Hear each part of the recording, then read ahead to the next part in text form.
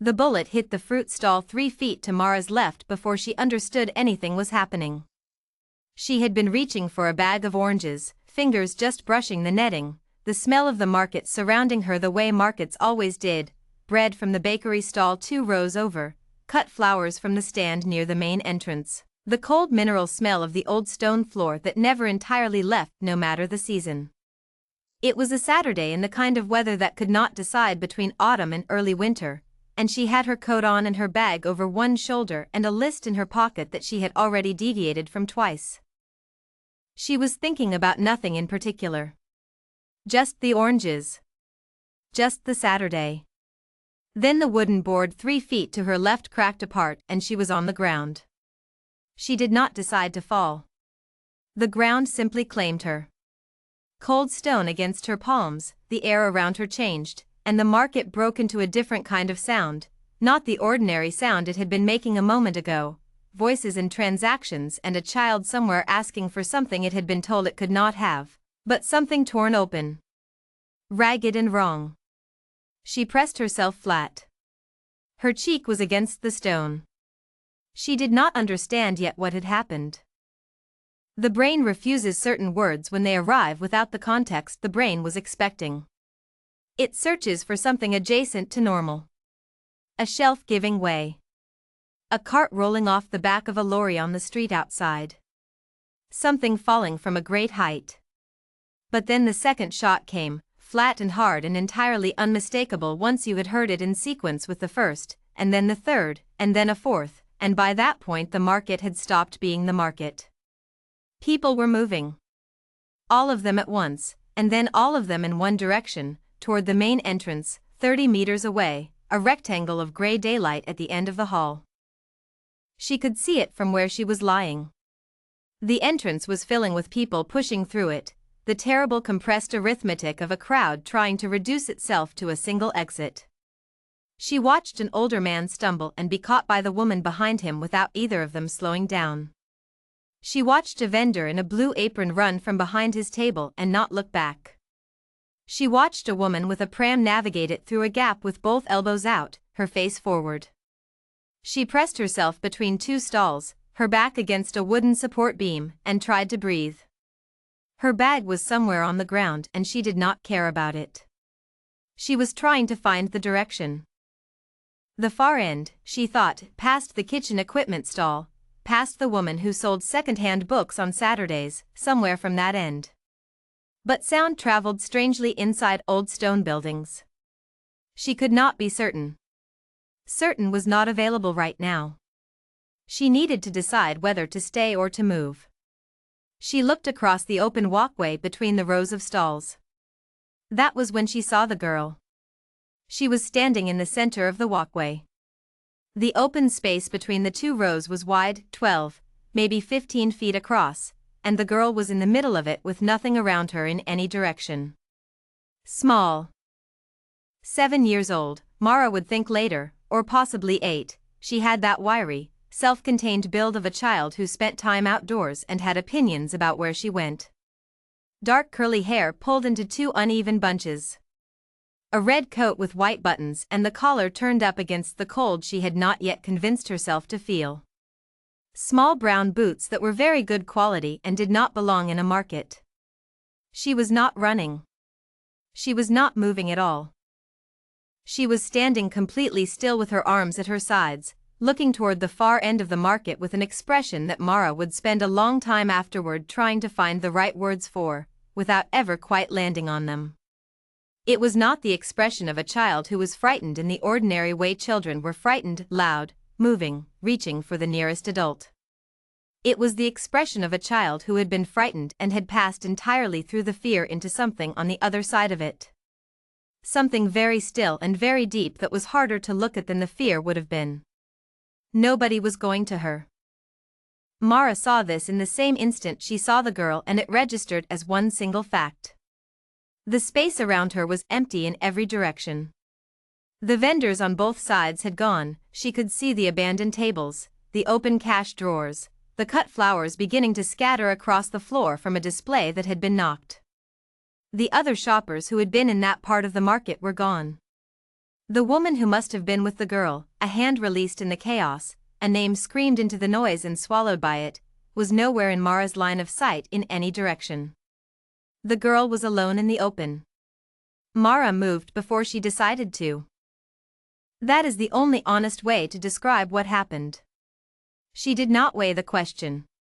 She did not calculate the distance to the girl versus the distance to safer cover versus the probable location of whoever had fired the shots. She did not think, I am the right person for this, or assess whether there was a better option. Her body simply resolved to move and the rest of her followed, and the thinking would come afterward, to explain what had already been done.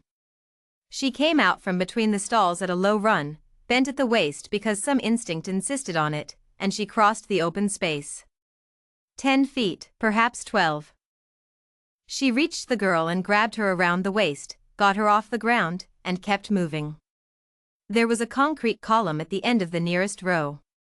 One of the original structural elements from when the building had been something else, before it was a market, when it was a warehouse or a factory or whatever it had been in the century before it became what she knew. Square and thick and permanent, the kind of column that was built to hold something large up and had been doing so for a very long time. She reached it and pulled the girl behind it and pressed her own back into the concrete, hard, and turned the child so that her face was against Mara's shoulder. The girl gripped the front of her jacket with both fists. She did not fight. She did not pull back or try to get free. She went in, the way a child goes when they have made some wordless decision about the person holding them, and she gripped and held on. More shots. 3 of them, in the space of a few seconds, from the far end. Then a sound like glass breaking somewhere high. Then something mechanical she could not identify. Then nothing. Nothing was not the same as silence. The market around them was still full of sound, voices near the entrance calling out, still receding, a child crying somewhere that seemed very far away, something electrical sparking near a damaged stall, the general ebbing rumble of a crowd that had moved its fear outside. But the shots had stopped. And the space they left was its own kind of presence, and Mara stood behind the column with the girl against her and listened to the space. She counted. She did not know why she chose counting. Her mind needed something to hold, and a number was a thing you could hold. She counted to 30 with her lips barely moving. She kept her eyes on the visible edge of the walkway and watched for movement that alarmed her. Nothing alarmed her. At 30 she said, very quietly, close to the girl's ear, "What is your name?" The girl did not answer immediately. Her breathing was fast and small against Mara's shoulder. Her grip on the jacket had not shifted. Then, muffled by the fabric, "Sophia." "Sophia." Mara kept her voice level and quiet. "Good. My name is Mara. You are behind this pillar right now and the pillar is very thick. Do you understand what that means? You are safe right now. You are safe."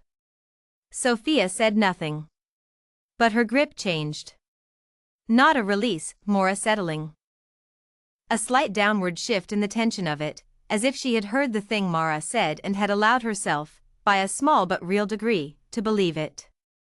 Mara kept her hand flat on the girl's back and waited. The sirens started less than a minute later. Distant first, then multiplying, then close, the overlapping sound of several vehicles converging from different directions. The quality of the voices near the entrance changed. The random noise of a crowd was giving way to the more organized noise of people who were beginning to think rather than only react. She stayed where she was. She was not going to move Sophia through open space until she was as close to certain as this situation would allow. She waited, listening, building a picture from sound, officers coming in, a paramedic team arriving, the pattern of authorized movement starting to impose itself on the chaos. She leaned out from the pillar just far enough to see. The market had emptied significantly. A forensics team in white coveralls was visible near the far entrance, setting up. 3 police officers in high-visibility vests were moving through the main hall, methodical and precise. A paramedic with a kit was crossing towards someone she could not see on the far side of a stall. She pulled back. There are police here now, she told Sophia. I'm going to look at your face for a second. She shifted the girl gently back. Sophia looked at her. She had dark eyes, the kind that changed quality in different lights between dark brown and something close to black. They were the steadiest eyes Mara had ever seen in a child's face. Not empty, there was far too much in them for that, but contained. Still by an internal discipline that was not something that should have been present at this age and was clearly fully present. Are you hurt anywhere? Mara said. Sophia shook her head. Good. Is someone going to come for you? The girl looked at her. The quality of consideration in her eyes was not what you found in a 7-year-old's face, but it was entirely what was there. Yes, she said. And then, flatly, with no inflection that asked to be believed, they'll come. Mara believed her. She could not have said why except that the statement had the weight of something that was simply a fact, not a reassurance, not the hopeful thinking of a frightened child, but a report. They'll come the way you would say it is Tuesday, looking at a calendar. They waited. The market continued to settle around them. An officer reached them, called out to ask if they needed assistance. Mara said no, they were all right. He moved on. She heard the footsteps before she saw him. Not hurried, that was the first thing she noticed. Measured and purposeful, the footsteps of someone who knew exactly where they were going and had decided, some time before he arrived, at what pace he would get there. He came around the side of the pillar from the left and crouched in one clean, unhurried motion. Not the crouch of someone who had been running and needed to get low fast. The deliberate descent of someone who was completing a task at the speed he had chosen. He was tall, broad across the shoulders, with dark hair going gray at the temples. He was wearing a very good coat. He looked at Sophia first, a fast, thorough check, top to bottom, the check of someone who had needed to make that check before and knew how to do it quickly. When he had finished, something shifted in his shoulders. Then he looked at Mara. He memorized her. That was the only way she could describe it afterward. He went over her face with the concentrated, unself-conscious attention of someone entering information into somewhere permanent. Then he said, "Your name." Not a question. And she told him. All of it, her first name and her last name and the name of her street, before she had finished deciding to say any of it. He nodded. He put his hand briefly on Sophia's head. The girl leaned into it with the ease of something automatic. Then he stood and looked at Mara from his full height. He said, "Go home." By the time the nearest officer reached the column, he was gone. Sophia was gone with him. Mara stood alone next to the concrete column and looked at the empty walkway where the girl had been standing. She looked at her hands. They were shaking. A young police officer came and took her name again, the second time today she had given it to someone who was going to enter it into a record somewhere, and asked if she had seen anything. She said she had taken cover, had not seen where the shots came from. He thanked her and moved on. She walked out of the market and into the Saturday street. A man sold newspapers on the corner. 2 women talked outside a coffee shop without looking up. A bus went past. The city received her the way it received everyone, without comment, as if nothing had changed. She was 6 blocks away before she remembered the oranges. She did not go back for them. Mara had lived in her flat for 4 years. 2nd floor above a dry cleaner's, on a street that sat at the ambiguous margin between 2 neighborhoods, too central for one and too quiet for the other, occupying the in-between space that such streets always do. The ceiling was lower than she would have chosen if she had been choosing freely. The windows faced west, which was wrong in winter and right in summer. The family above her moved furniture at hours that implied either a complicated domestic arrangement or a sustained experiment in the psychology of their downstairs neighbor. She had made peace with all of it. She had put bookshelves on 2 walls and a small table by the window where she drank her morning coffee and looked at the street, and a desk in the corner where she marked her students' work and was always behind on it, And it had become hers over 4 years in the slow particular way that places become yours when you stop noticing you are in them. On a normal Saturday she would have come home from the market and put the kettle on and stood by the window with her tea while the shopping sorted itself away. This Saturday she came home and sat on the edge of her bed, and the shopping was not there because it was on the floor of a market where she had not stayed to pick it up. She sat on the edge of the bed. She was not entirely sure how long she sat. The west-facing light told her the morning was continuing without her input. That was about all it told her. She tried to take stock of what she was feeling. She was a person who tried to be precise about her own states. She had learned this was useful, that imprecision about what you were feeling had a way of accumulating and becoming its own problem, and she tried to apply that precision now. She was not frightened. Or not of anything she could name and point to. She was in some other state, elevated and slightly removed, as if part of her had stepped back to observe the morning so far from a distance, watching it, unable to connect what she was observing to the ordinary sequence of days that had led up to it. Her hands were steady again. This genuinely surprised her. They had been shaking badly behind the column. She had felt them and registered the fact without being able to stop it, and then at some point between the column and her front door they had simply stopped, as if some internal signal she was not conscious of had been sent and received. What stayed with her was the man's face. She was careful about this.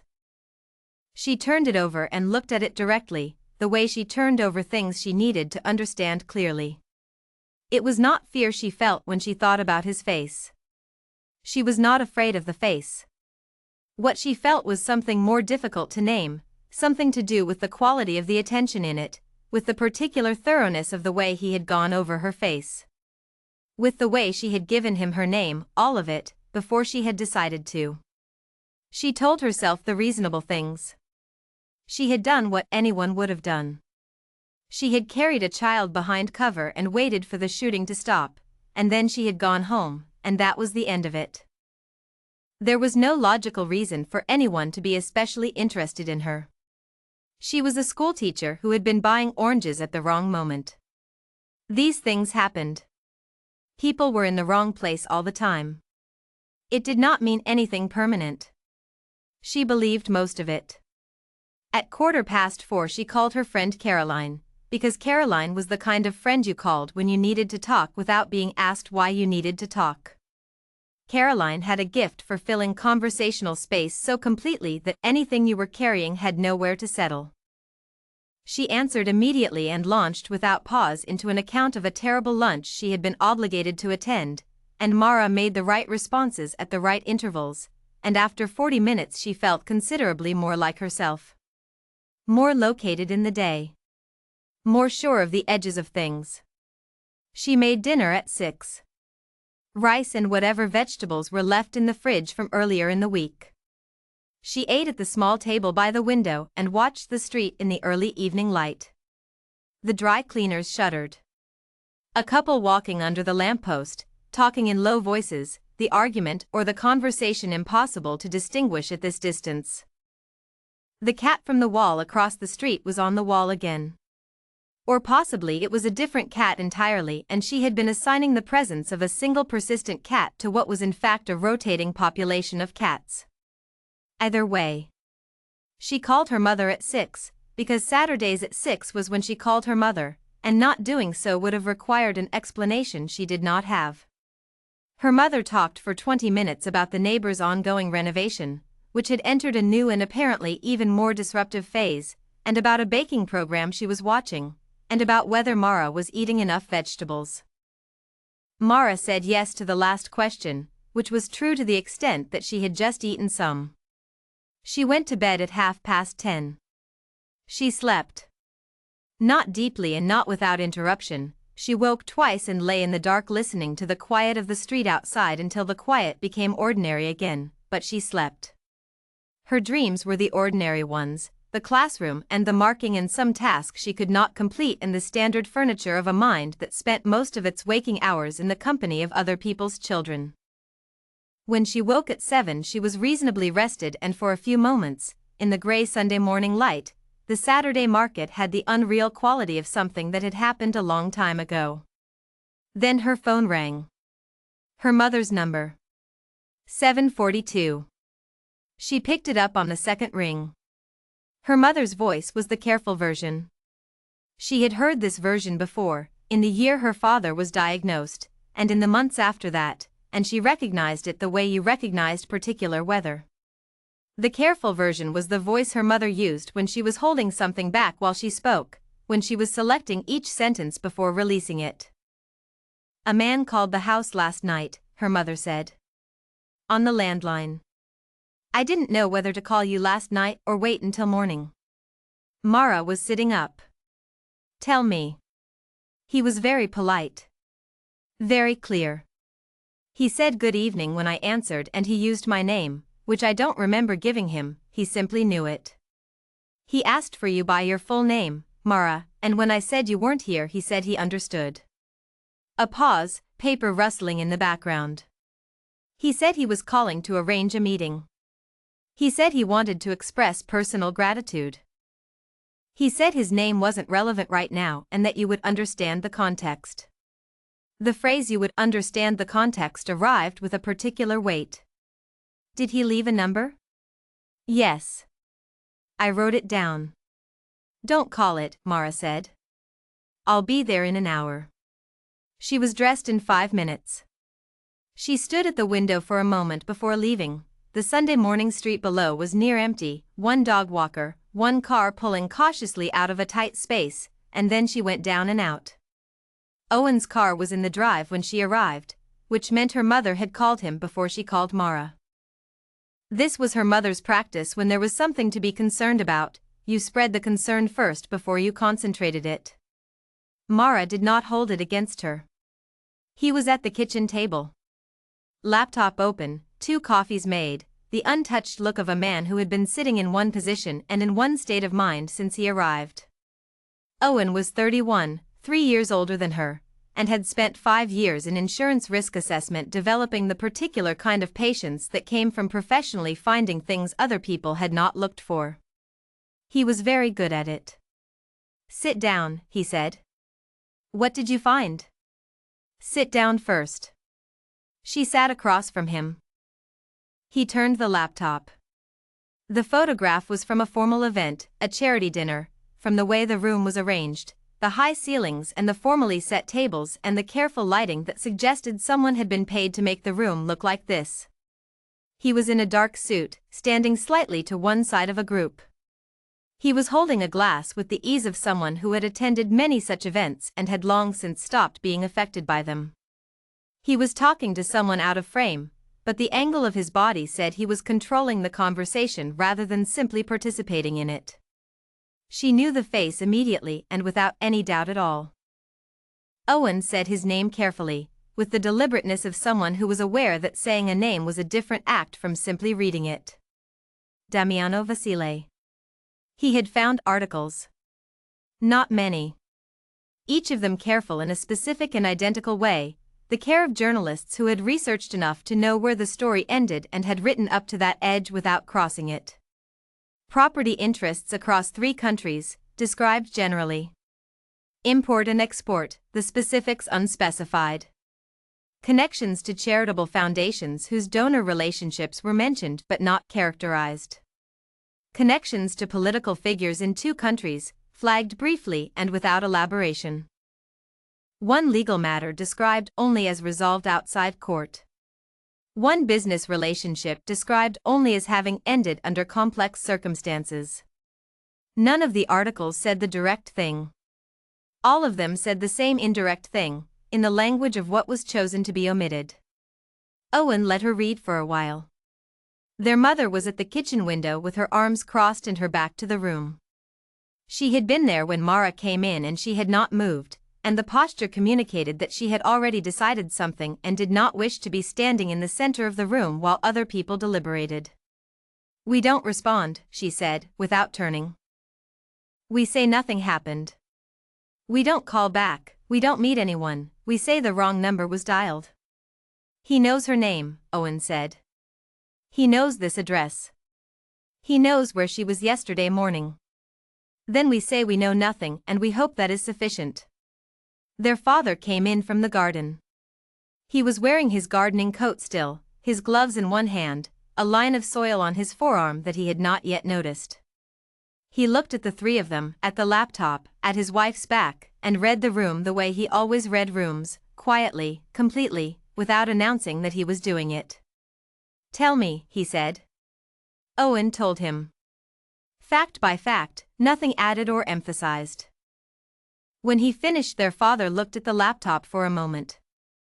Then he pulled out the chair across from Mara and sat. He set his gloves on the table. He called the house, her father said. Nobody said anything. He said it again, more quietly, as if turning it over to examine it. He called the house. He spoke to your mother politely. He left a number. He waited. He looked at Mara steadily. He did not come to the door. He did not send someone to the door.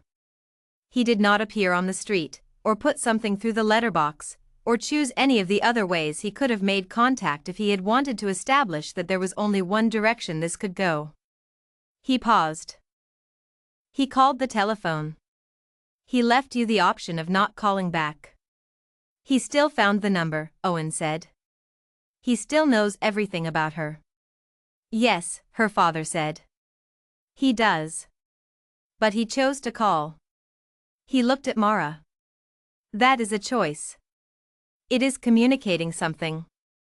Another pause. So, what do you want to do? Her mother had turned from the window. Mara looked at the photograph on the laptop. The contained, steady face of the man who had crouched beside her in a market and memorized her name in the 20 seconds he had to spare. She thought about the certain nod. About they'll come said with the flatness of a factual report. She thought about the quality of the lean when he put his hand on the girl's head. I want to call the number, she said. Once. Here, now, with both of you in the room. To hear what it is. Her mother said, Mara. One call, Mara said. That is all I am agreeing to. The silence went around the room. Her father said, all right. The number was on the notepad her mother kept beside the telephone. There had been a notepad there for as long as Mara could remember, a small spiral-bound pad with a pen clipped to the cover, refilled every few months, so many replaced over the years that the habit had become indistinguishable from the place itself. She dialed from her own phone, standing at the kitchen counter. Owen was 3 feet away, watching her face with the attention of someone reading a conversation through another person's changes in expression. One ring. A man answered. Not the voice from the market. Younger. Neutral in the deliberate way of voices whose neutrality was part of their function. I was told you would call, he said. Who am I speaking to? Mara said. Someone who will pass on your answer. She looked at Owen across the kitchen. Then pass on this, she said. I'm willing to meet. Once. During the day, somewhere public. A brief pause, not thinking, something else, some communication happening on the other side of the line. Tomorrow, the voice said. 12 o'clock. A restaurant on Carlisle Street called Fenwick's. It will be closed to other customers. She wrote it on the notepad. Carlisle Street. Fenwick's. 12. Thank you, the voice said. Precisely polite. Then the line was gone. Owen said, Fenwick's. Tomorrow noon, she said.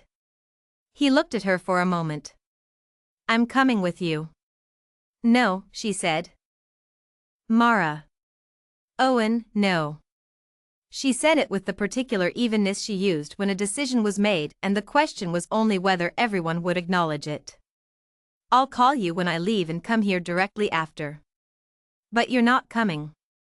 He looked at their father. Their father said nothing. Owen picked up his untouched coffee and finally drank some of it. After lunch she sat on the back step with her father in the thin autumn sun. He was not a man who used words to fill space, and they sat for a long time without speaking, and it was not uncomfortable. Then he said, "The little girl. She was all right," Mara said.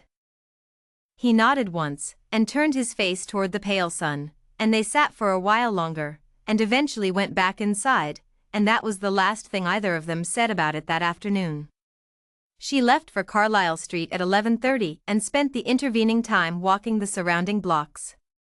Not because she was nervous, but that was not the reason, but because arriving at 12 meant arriving at 12, not at 11:40 and standing outside where she could be observed standing outside. She did not want to be observed being nervous. She did not want to give away the edges of herself before she understood what the meeting was. She walked 2 large circles around the surrounding streets. She passed a hardware shop with its Monday shutters up. A sandwich place just opening, the smell of coffee reaching her on the cold air. A woman with a wheeled shopping cart moving in the opposite direction with the brisk purpose of someone who had places to be and was making them. She turned onto Carlisle Street at 3 minutes to 12.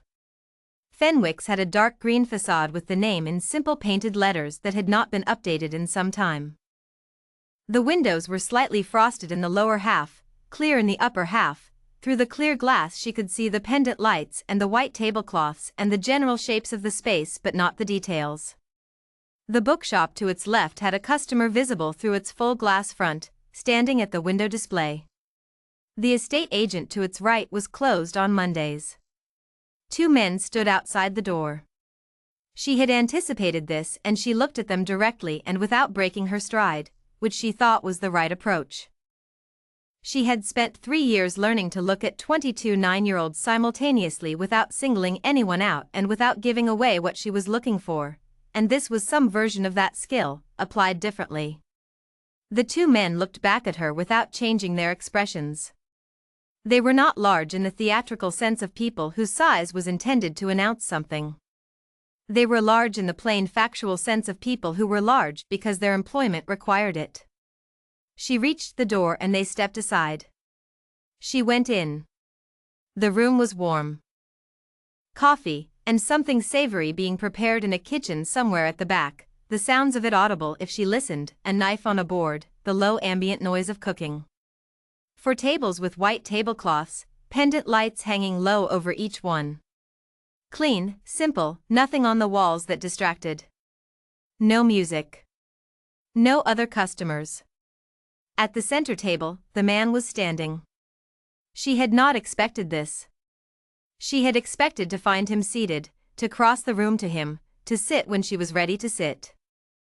Instead he was already on his feet and had been before she came through the door, and this particular thing, the fact of him having stood before she arrived and having maintained it, was the first unexpected thing in the room, and she registered it without showing that she had. She crossed the space. He waited without moving, without gesturing, without doing anything except standing there and watching her come across the room. Not the watch of someone performing patience. The watch of someone who was simply present and had decided to be present in this specific way. She stopped across the table from him. He said, "Thank you for coming." "Of course," she said. He gestured to the chair. She sat first, and then he sat. A man in a white shirt appeared from the direction of the kitchen and set 2 cups of coffee on the table with the economy of someone who had been given exact instructions about the timing and was following them precisely, and then he was gone again, as if he had not moved through the room at all. There was a folded piece of paper on the table to his right. He had not touched it since she came in. She noticed it immediately and put it to one side in her attention while she looked at him. He was in different clothes from the market and different again from the charity dinner photograph. Dark trousers and a gray shirt, sleeves rolled to the forearm. Without the coat he was a different version of himself, still the same quality of presence, still that particular quality of stillness, but more plainly visible. The lines around his eyes were clearer in the restaurant light. They were the lines that came not from age exactly but from sustained attention paid over many years to things that required it. There was a scar, small and old, at the corner of his left jaw. She noticed it and filed it and moved on. He looked at her. She did not look away. I have spoken to 3 people who were positioned to see what happened in the market, he said. Not people who ran. People who had views of the space and stayed in them. He paused. They described the same sequence. You were in cover. You came out of cover to go to her. She was standing in the open, Mara said. She needed to be reached. Yes, he said. But most people, when they are in cover during an active shooting, do not leave it. They protect what they have, their position, their own safety, the person immediately beside them. That is not a failure of any kind. It is simply the way people respond. The body protects itself. That is what the body is for. He looked at her steadily. You are not made that way. She did not have a good answer to this, and she had been a teacher long enough to know that a silence was sometimes the cleaner choice. She held her coffee cup in both hands and let the observation sit in the room. Sophia is well, he said. She is at home. She ate breakfast this morning, which is not always the case. Something shifted briefly in his expression, not quite a smile, the memory of one, the shadow cast by warmth that had passed. She told me about you in some detail. Your jacket. The color of your hair. She said you counted quietly, out loud. I didn't know she could hear that, Mara said. She hears everything, he said. She has always heard everything. It is one of the things about her. She nodded. She described your voice as not sounding frightened, he said. I want you to know she finds that significant. She makes distinctions between voices that are performing calm and voices that have actually found it. My voice was frightened, Mara said. Yes, he said. And she still made that assessment. That is the distinction I'm describing. A silence. The coffee was very good, whoever was in the kitchen knew what they were doing. She took a sip and felt the warmth of it settle. I came here to say one clear thing, he said.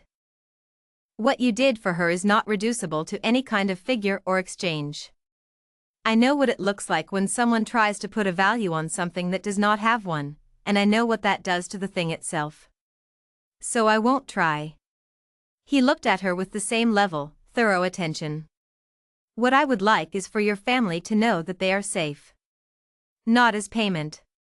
Not as the result of any agreement between us. Not as a condition on anything. He paused, and she could see he was choosing the words carefully, that this had been thought about. As a fact. A fact I am in a position to make true, and that exists because of who you are and what you chose to do. Another pause. If at any point you want it to stop, you say so. Immediately and completely, it stops. Your comfort with it is the only condition I am setting. Mara looked at him. Why would I want it to stop, she said.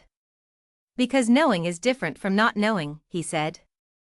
Some people find the knowledge more uncomfortable than the absence of it. Once you know a thing, you cannot go back to not knowing it. Some people find that difficult. I understand that, she said. I want to make sure, he said.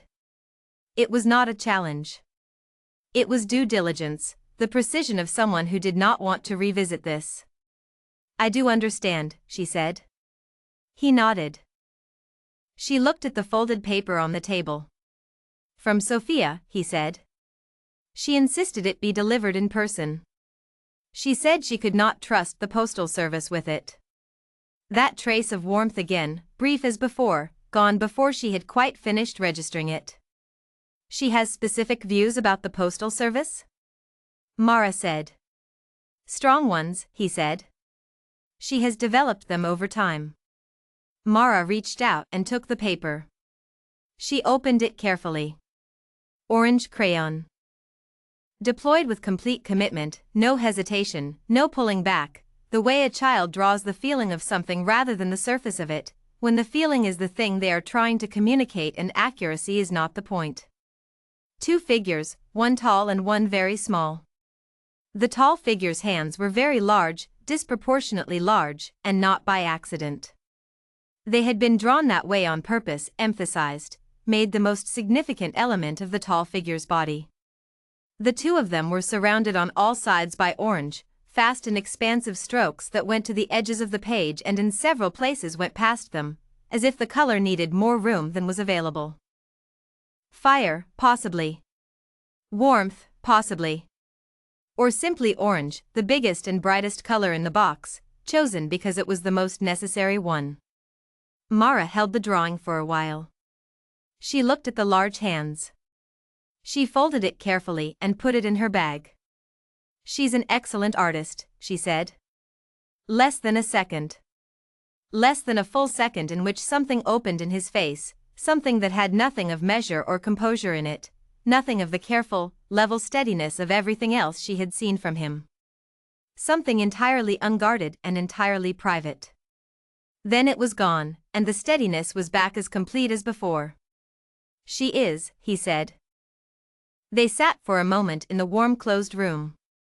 The kitchen sounds continued behind the wall. Carlisle Street was going about its Monday outside the frosted windows. Then Mara said, "The people who fired the shots in the market." He looked at her. "They weren't after me," she said. Not a question. "No," he said. "They were not. They were sending you a message."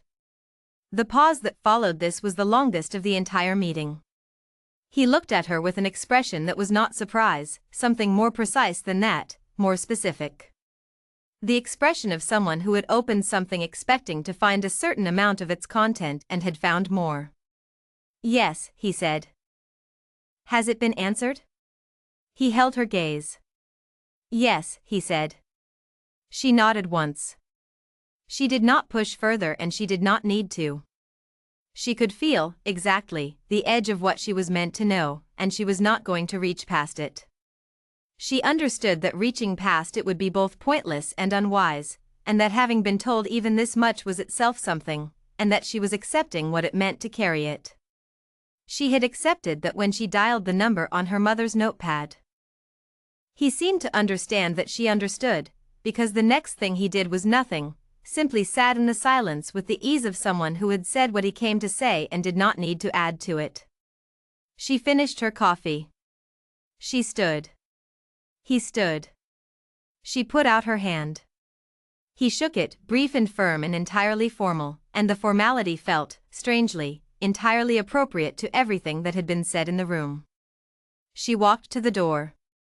The two men outside stepped aside without being asked. She went out onto Carlisle Street. She walked to the end of the block. She turned the corner. She stood against the wall with her eyes closed for a moment. She thought about the orange drawing in her bag. The large hands. The way a child could tell you the most important thing about a person by making part of them bigger than everything else. She thought about what her father had said at the kitchen table. He called. He did not arrive. She opened her eyes and started walking toward her mother's house. She thought about Sophia's voice saying they'll come with the flatness of a fact that did not need defending. She thought about what kind of life produced that quality of certainty in a child. She thought about whether there were ways in which that quality was something she recognized, had seen the outside of, in other contexts, in the particular way that a child who has always been held by something large and reliable learns to trust the holding. She walked. She thought about the white buttons on the red coat and the small brown boots that were very good quality. She thought about the way the girl had leaned into the hand on her head with the ease of something automatic, something the body knew how to do without instruction. She thought about the drawing and the large hands and all that orange. She thought about the man's face, in that less than second when it opened. She kept walking. The city around her was entirely ordinary. Monday lunchtime, the streets filling up with the midday movement of people going places. A delivery vehicle with its hazard lights on, blocking a lane. Two men eating sandwiches outside an office building, their collars turned up against the wind. A woman with a stroller navigating the gap between a bin and a parked car, doing it with the practiced efficiency of someone who had navigated that particular gap many times. She walked through all of it and it received her without comment, the way cities did, indifferent and encompassing, and she thought about how strange it was that this was the same city it had been on Saturday morning before she went to the market, and that nothing about it had changed, and that she was the only thing in it that was different. She reached her mother's street. She turned in at the gate. She told them almost everything at the kitchen table that evening. Owen was there, his coffee finally drunk. Her mother was seated now. She had been on her feet when Mara arrived, had come to the door with both hands doing something they did not need to do, the hands of someone who had been waiting in a particular way for some time. She sat now with her hands flat on the table in front of her, a posture Mara recognized, the posture of someone who had accepted that the information was coming and was bracing to receive it without flinching. Her father was in the armchair in the doorway between the kitchen and the sitting room, where he could hear the room without being at the table. He had been in that armchair through many kitchen conversations over the years. It was where he positioned himself when something was going to be said, and he wanted to hear all of it and have a moment before he responded. Mara told them the restaurant. The closed room. The pendant lights and the white tablecloths and the way the coffee had appeared precisely when it needed to appear. She told them what he had said about Sophia, the description, the drawing. She took the drawing out of her bag and held it up so they could see it, briefly, then folded it back. She left out one thing. She did not tell them about the protection. She said the meeting had been a thank you, a formal expression of gratitude, a closing of something rather than an opening of it. She used the word done and she meant it to carry weight and watched it land on each of them differently. Her mother took it with the controlled relief of someone releasing a breath they had been holding, carefully, since Sunday morning. Not full relief, she was not a woman who released things fully until she had confirmed several times that the releasing was warranted, but something that leaned toward it. Owen took it with the specific quiet of someone who knew he was not receiving the complete version. He said nothing. He looked at her face for a moment, and she could see him assessing the distance between what she had said and what she had not said, and she could see him choose, today, not to cross that distance. Her father looked at her from the armchair for a moment. Not with suspicion. With the simple attention of someone completing a picture. And the girl as well, he said. Not a question. She sent me a drawing, Mara said. He nodded, and the nod had a quality of completeness to it, as if this were the most important piece of information she had offered, and perhaps it was. Owen drove her home. He was quiet for the first stretch, which was the courtesy he extended when she had been through something and needed the room before the conversation started. Then he said, he didn't just say thank you. He said it very fully, Mara said. Mara. Owen. A block of silence. The city went past the windows, Monday evening settling in, the lights coming on in the buildings on either side. Are you all right? He said. She looked at the city. The particular purposefulness of the evening crowd, people heading home with the stored weight of the day behind them. Yes, she said. I genuinely am. He dropped her at the building. He sat with the engine running for a moment after she opened the door. If anything changes, he said. First call, she said. She went upstairs. She put her bag on the chair and went to the desk and opened the drawer and placed Sophia's drawing inside, face up, where she would see it the next time she opened the drawer. Large hands. Orange in every direction. She made tea. She took it to the window and sat and looked at the street below. The dry cleaners was shuttered for the night. A bus went past. The cat was on the wall across the street in its position of established residency. The lamppost was doing its small reliable work. She was not looking for anything in particular. The car appeared at some point between 9:30 and 10, while she was in the kitchen rinsing the cup. When she came back to the window it was there, dark blue or possibly dark gray, the lamplight was ambiguous about it, parked in the spot past the lamppost that the dry cleaner's customers used during the day and that sat empty in the evenings. She stood at the window and looked at it. She could not see if anyone was inside. The angle was wrong and the light fell in the wrong place for it. She stood there for a while and tried to be honest with herself about what she was feeling, because she thought precision mattered here. She was a person who tried to be precise about her own states. She had found over the years that imprecision about what you were feeling had a way of building up and becoming its own problem, and this particular situation seemed like one where the problem could become significant if she was not careful with herself. Not afraid. She checked that. Held it up and looked at it. Not afraid. Not entirely comfortable either. Something between those two things, something that did not have a single clean word, an awareness of a structure that had not existed before and now did, like entering a room and knowing, without being able to say precisely how, that something in the room has been moved. Present and real and not yet resolved into anything simpler.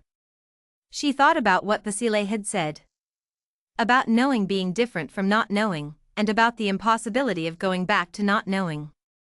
She had said she understood this, and she had meant it, and she did. She thought about what it meant that the car was there. She thought about Sophia standing still in the center of the walkway. She thought about the quality of the certainty in the girl's voice saying they'll come. She thought about what kind of world produced that certainty in a child of 7, and she thought about whether there was something in that certainty that was protective rather than only frightening, some quality of being held absolutely by something large and consistent. She thought, I don't know what kind of world that is. She thought she was all right, though. She went to bed. In the morning the car was gone. She checked before she made coffee, almost before she was fully awake, in the way you check the thing you were thinking about when you fell asleep. The spot was empty. A man from 2 doors down was loading boxes into a van. The dry cleaners was beginning to open. The morning was entirely itself. She made coffee. She got dressed. She organized her lesson plans. She thought about her 22 students, who would be waiting for her at 9 o'clock with the full weight of their small, specific, real concerns, Callum's reading, which was slowly improving. The dispute between 2 girls on the back row that had been ongoing since September and which she was managing with the patience of someone playing a long game, Harry, who drew streets as he remembered them rather than as they looked. She went to school. The weeks that followed had the texture of a return to ordinary life that was not quite a return, because you could not unhappen a thing that had happened. You placed it somewhere you knew where it was, and you went on. She went to a different market on Saturdays, on the other side of the city, for reasons she did not examine closely. She called her mother at 6 on Saturday evenings. She had dinner with Owen on a Wednesday and he did not ask about anything she had not offered. Her father's checkup came back better than the previous one. Her mother called her at 7 in the evening to say so in the non-careful voice, the easy voice, and Mara sat at her table and felt something loosen in her chest that she had not known was tight. She noticed the car a second time on a Tuesday. In the same spot, at roughly the same hour. She looked at it from the window for a moment. She went back to the dinner she was making. By morning it was gone. She did not call the number. She did not mention the car to Owen or to her mother. Not because she was concealing anything from them, but because when she reached for words to describe it, the words she found were about being watched and not being alone at the same time, and she was not yet sure those words were ready to be said out loud. Her father asked her about it, once, in the garden on a Sunday afternoon 3 weeks after the meeting at the restaurant. She had come to help her mother with something in the house and he had come out to where she was while her mother was inside, and he had asked, without preamble, whether she was all right. She said yes. He looked at her for a moment. There is sometimes a period, he said, after something unexpected, where you are not quite where you were before and not quite somewhere new. Where everything looks the same but you are looking at it differently. Yes, she said. That is not a problem that needs to be solved, he said. It usually resolves on its own, in its own time. She thought about this. What if it doesn't resolve, she said. He considered this. Then you learn to live inside the new way of looking, he said. That is also possible. People do it all the time. It is not worse. Just different. She sat with that for a moment. Then she said, "You know I'm not telling you everything." He said, "Yes." She said, "Are you all right with that?" He looked at the garden. He had planted things out here every year for as long as she could remember, annuals and perennials, and the particular border along the back wall that was always in some state of becoming something other than what it had been the previous year. "You are 31 years old," he said. "You have been handling your own affairs for a long time now. I trust your judgment. I always have." He looked back at her. "If you need to tell me something, you will tell me." She thought that was right. She thought, "I will tell him, eventually, when I understand it well enough to put into words." She thought, "I don't understand it well enough yet." That was honest, and she was content with honest. She went back inside to help her mother with the thing in the house, which turned out to be a shelf that needed reinstalling, and she held the shelf while her mother marked the places for the screws, and they had a small disagreement about the level, and then they had tea, and her father came in from the garden with soil on his hands, and it was an entirely ordinary Sunday afternoon. On the drive home she thought about the conversation in the garden. She thought about what he had said about the period after something unexpected, not quite where you were before and not quite somewhere new. She thought that was an accurate description. She thought about looking at things differently and about whether differently was better or worse or just different, and she arrived at the same conclusion her father had arrived at, which was that it was simply different, and that this was not in itself a problem. She parked the car outside her building. She looked at the empty spot past the lamppost. Tonight it was empty. Just the ordinary empty spot it had always been, on all the ordinary evenings before the Saturday at the market. She went upstairs. She opened the desk drawer and looked at Sophia's drawing, just a glance, the confirmation of something she kept there. Large hands. Orange in every direction. She closed the drawer. She made dinner. She sat by the window and ate. She marked some papers. She went to bed at a reasonable hour and she slept without difficulty, and in the morning she went to school. On the Friday 3 weeks after the meeting at the restaurant on Carlisle Street, a package arrived at the school reception. No sender information. Her name on the label in careful, deliberately printed letters, capital and lowercase both, the kind of printing that could not be identified as belonging to a particular person. Carol at the reception desk had signed for it and brought it to her classroom door during the lunch break, arriving with the expression of someone hoping to be given something interesting to think about for the afternoon. "Thank you, Carol," Mara said, and went inside and closed the door. She sat at her desk and looked at the package for a moment. It was not large. A flat box, the kind used for sending papers or books. She had the brief thought that it might be something from a parent. They sent things sometimes, at the end of a term or after a difficult period, notes and occasionally small gifts that arrived without warning and required acknowledgement. But the parents knew her address was the school. None of them would have used this kind of labeling.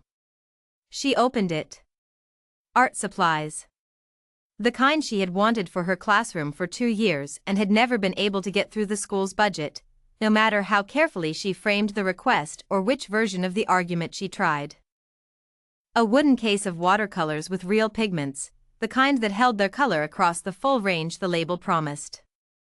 Thick paper in 3 different weights and 2 different textures, the kind of paper that did not resist the mark you put on it but received it.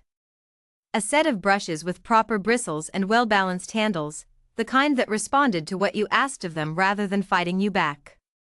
A set of 64 colored pencils in a case that opened to show them laid out in a spectrum, including shades that most sets of 24 considered optional or too specific, the exact shade of orange, she noticed, that most standard sets did not include. She looked at all of it for a moment. Then she moved the supplies to one side. Beneath them, wrapped in a single sheet of plain tissue paper, was another drawing. She opened it carefully. The same 2 figures. The same large hands on the tall one, drawn large on purpose, emphasized, made the most significant element of the figure. But this drawing was different from the first one in a way that she recognized immediately. The way you recognized the difference between two photographs of the same person taken at different times, you could see what was the same, and you could see what the time between them had done. No orange. No color at all. Just a black pen and a clean white page. The two figures standing together in the center of the page with nothing around them. No background, no detail, nothing that was not the two shapes of them side by side in a white space that held only them. It was quieter than the first drawing. More deliberate. Made with thought rather than with urgency, made from a different distance from the same event, after the event had been lived with for long enough to be set down this way rather than the other way. Mara held it in both hands for a long time. She thought about the first drawing, the orange in every direction, the immediate overflowing quality of it, the color going past the edges of the page because the page was not enough room for what needed to be expressed. And this one, made later. The same two figures. But the space around them now was white and quiet and chosen. Not because the orange was less real than it had been, but because it had been held long enough to settle into something that could be expressed differently. She set the drawing down on her desk. She sat for a moment. She thought about Sophia at home, drawing. She thought about what it was to be 7 years old and to have had that experience in the market and to then, 3 weeks later, sit down with a pen and a piece of paper and try to say something about it. She thought about the decision to draw two figures with nothing around them, the decision to simplify, to strip everything back to the thing itself. She thought that the girl had something to say and had found a way to say it. She stood up. She carried the art supplies across the room to the supply cupboard and arranged them on the shelf, watercolors at the back, paper in the middle, brushes and pencils at the front where they would be immediately visible to 22 children coming back from lunch. She stood back and looked at the arrangement for a moment. She thought about the noise they would make when they found it. She thought about the scramble for the good brushes, which would be immediate and somewhat aggressive. She thought about the argument that would start within 60 seconds about the colored pencils, specifically about who had priority over the exact shade of orange. She thought about 22 children with better materials than they had expected, and how that particular kind of surprise, the surprise of being given something better than expected, had a quality that you did not find in any other kind of surprise, a quality that was almost structural, that suggested to children that the world might be more reliable than it sometimes appeared. She went back to her desk and picked up the drawing. She looked at it one more time. Then she opened the drawer and placed it on top of the first one. The orange drawing beneath, the quiet one on top. Two drawings, made 3 weeks apart, of the same two figures. She could see both of them this way, the first one's orange at the edge of the paper, the second one's white space. She closed the drawer. She was at the window when her students started coming back from the lunch hall. She could hear them before they reached the classroom, the particular multi-layered sound of 22 children cross-reporting to each other the events of the past half hour, each voice carrying its own urgency, the collective sound of people for whom nothing that had happened in the last 30 minutes was not potentially significant. She heard the first of them reach the classroom door. She heard the sound change as the front of the group saw the supply cupboard. She turned from the window.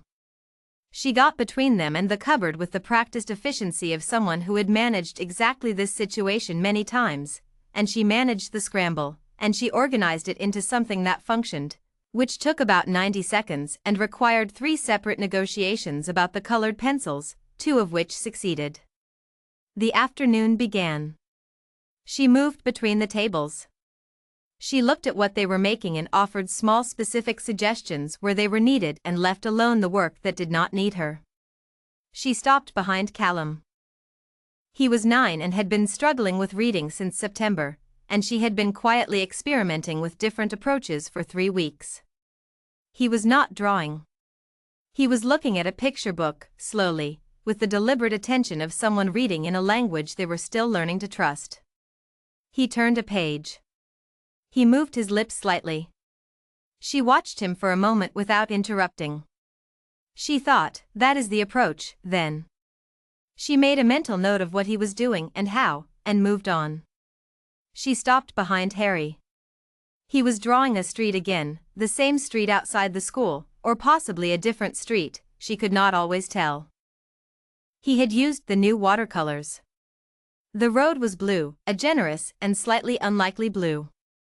The buildings on either side were simpler than they were in real life, reduced to their essential outlines. A small figure stood in the middle distance with no particular feature distinguishing it, just a shape, a person-shaped presence, standing in the center of the blue road. She looked at it for a moment. "That's very good, Harry," she said. He looked up. "Does it look real?" he said. She looked at the blue road and the simple buildings and the small figure. "It looks like someone's memory of it," she said. Which is sometimes truer than real. He considered this with the complete seriousness of a 9-year-old receiving information that he would need to process at his own pace. She moved on down the row. At the end of the afternoon she stood at the door and said goodbye to each of them as they filed out, which was not something she did every day but did on Fridays when the week had been a particular kind of week and she wanted to see them each briefly before the weekend. She knew each of them well enough to see, in the 2 or 3 seconds each exit took, something of what they were carrying. It was one of the parts of the job that nobody told you about before you started, and that turned out to be one of the most important parts of it. She locked up. She collected her bag. She stood for a moment in the quiet classroom. She thought about the drawer and the 2 drawings in it. She thought about the package and the art supplies on the shelf and the sound the children had made when they found them. She thought about Callum turning the page slowly, deliberately, in a language he was beginning to trust. She turned off the light. She went out. She walked to the bus stop. The day was ending the way Friday days ended, the city at the start of the shift from work to not work, people moving faster or slower depending on what the weekend was going to ask of them. She got on the bus. She found a seat by the window. She looked at the city going past. She thought about her father in the garden, in the conversation they had had on a Sunday afternoon. About the period after something unexpected, where you are not quite where you were before and not quite somewhere new. She thought about his other observation, that if it did not resolve on its own, you learned to live inside the new way of looking, and that this was not worse, only different. She thought she was learning to live inside it. She thought it was not worse. She got off the bus at her stop and walked the 4 blocks to her building. The car was not in the spot. She noticed this without drama, the way you noticed any fact, noted it, filed it, moved on. Some evenings it was there. Some evenings it was not. She had stopped trying to find the pattern in it, because she thought there might not be a pattern, or not one that was meant for her to find. She went upstairs. She put her bag down. She changed out of her work clothes. She stood at the window for a moment looking at the street, which was entirely ordinary, the dry cleaners shuttered for the weekend, a couple walking under the lamppost, someone parking badly in the spot across the street. She made dinner. She ate at the table by the window. She washed up. She opened the drawer. She looked at both drawings for a moment. The orange one, the quiet one. Made 3 weeks apart from the same 2 figures, by the same small hands. She thought about Sophia at home. She thought about whether the girl thought about that Saturday morning the way Mara thought about it. She thought about what it was like to be Sophia, to have that particular kind of life, shaped by those particular forces, to have a father who was what he was and to lean into his hand with the ease of something automatic. She thought about the certain nod. "They'll come," said with the flatness of a fact that had been established long ago and did not need re-establishing. She thought about what kind of world made that certainty possible and what the cost of it was. She thought, I don't know. I will probably never know. She thought, she was all right, though. She held on and she was all right. She closed the drawer. She sat by the window. The street below was quiet. Friday night settling in. A group of young people passing on the opposite pavement, loud with the particular energy of people who had reached the end of a week and were releasing it all at once. A taxi slowing to let someone out. The lamppost and the dry cleaners and the cat that was possibly one cat and possibly several. She thought about Monday, and the children, and Callum turning the page slowly in the language he was learning to trust. She thought about Harry's blue road and the small figure in the middle distance that could have been anyone. She thought about her father in the garden saying you learn to live inside the new way of looking, and that being possible, and that being all right. She thought about the drawing at the bottom of the drawer, the first one, the orange one, all that color in every direction, going past the edges of the page. She thought about the second one, the quiet one, just the two figures in the white space, everything else stripped away. She thought about what happened between the first drawing and the second one. The 3 weeks. The living with it. The way something overwhelming, when you live with it, can become something you can set down more quietly. Not because it was less than it was. Because you have been with it long enough to understand its shape. She thought, I am still in the middle of that. Between the first drawing and the second one. She thought, that is probably all right. The car appeared at some point while she was sitting there. She was not watching for it, and then it was there, in the spot, the dark familiar shape in the familiar light. She looked at it for a while. She thought about how she felt, looking at it. She was careful about this now, the way you became careful about a thing once you understood that precision about it mattered. Not afraid. Not uncomfortable either. Something else. Something that had been the first thing and the second thing and was now beginning, slowly, to become a third thing, something she did not have a word for yet but that felt less like an absence of the right word and more like the approach of it, the sense of something coming into focus that would eventually be nameable. She sat at the window. She thought, some things hold two truths at once and remain intact. She had known this before all of this. She had known it from teaching, from the children who were both the most demanding and the most important things in her professional day. She had known it from her father's illness and the year after it. She had known it from her own life, from all the times when two things that seemed to exclude each other had turned out to coexist without difficulty, because the difficulty had been in her thinking about them rather than in the things themselves. She could hold this. She thought about what it meant that the car was there. What it meant that someone, somewhere, was aware of this street, this building, this window. She thought about whether this was something she had chosen or something she had simply accepted as a consequence of a choice she made in a different moment, on a Saturday morning, between one breath and the next, when her legs decided to move and the rest of her followed. She thought, I think I chose it. I think, when I called the number, I chose it. She thought, I am at peace with that. She was not entirely sure that was true yet. But she thought it was becoming true, the way things became true over time when you held them carefully. She stood up. She went to bed. She lay in the dark and thought about Sophia at 7 years old, standing still in the center of a market with her arms at her sides and the red coat with the white buttons and the certain knowledge in her face that someone was coming, not hoping they would come, knowing it. She thought, that is what it is to be absolutely held by something. She thought, I understand it a little better now than I did before. She closed her eyes. In the morning the car was gone. She checked from the window before she made her coffee. The spot was empty. The street was the street.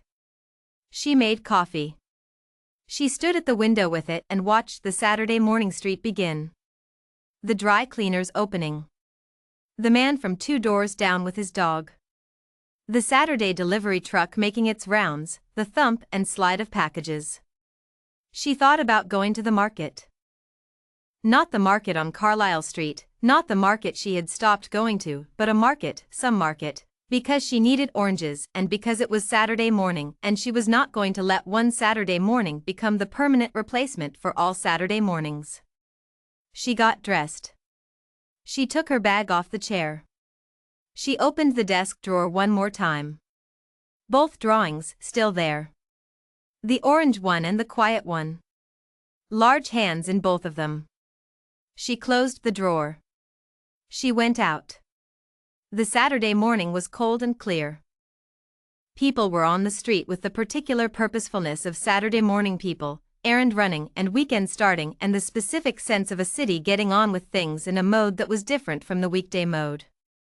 She walked to the market on the other side of the city. A different route, different stalls, different vendors. She bought the oranges. She bought bread and some flowers for the table at home because it was Saturday and flowers were a thing she had always bought on Saturdays and was not going to stop. She walked home. She put the shopping away. She put the flowers in water on the table by the window. She stood in her flat on a Saturday morning with her oranges and her bread and her flowers, and the street below was the street, and the dry cleaners was open, and the cat was probably on the wall. She was all right. She was, she thought, standing in her ordinary flat on her ordinary Saturday, something further than all right, something she did not quite have the word for yet, something that was in the process of becoming nameable. She thought, I will get there. She went to make tea, and the Saturday opened out around her the way Saturdays did, with all its ordinary particular hours, unrepeatable and entirely hers.